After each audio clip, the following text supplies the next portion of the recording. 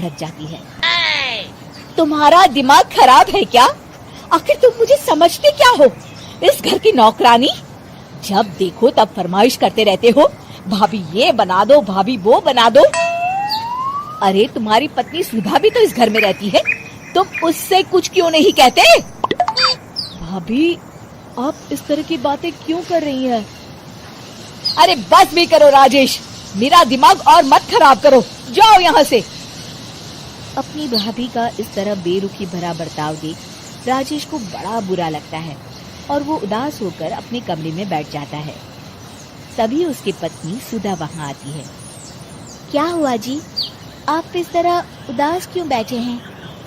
राजेश अपनी पत्नी को सारी बात बताता है।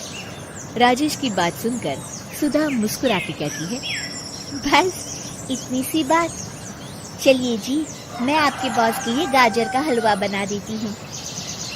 अरे छोड़ो, तुमसे नहीं हो पाएगा, रहने दो। आप तो बस देखते जाइए जी, अभी आती हूँ मैं। थोड़ी देर के बाद सुधा हलवा बना के राजेश को देती है। फिर राजेश अपने ऑफिस चला जाता है।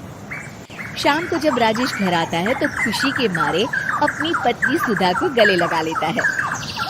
अरे वाह सुधा, तुमने तो कमाल कर दिया, सच में क्या स्वादिष्ट हलवा था।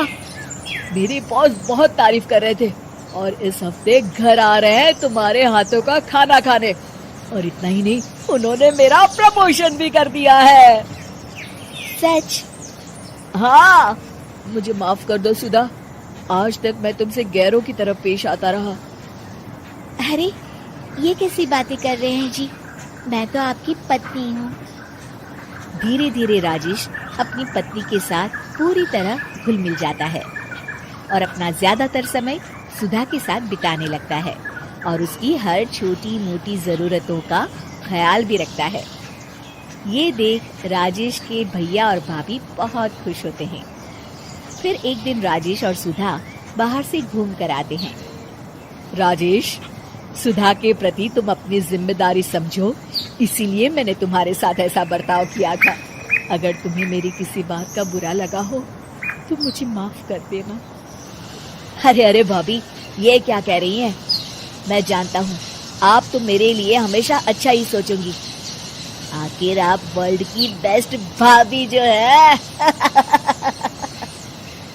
इसे कहते हैं अंत भला तो सब भला।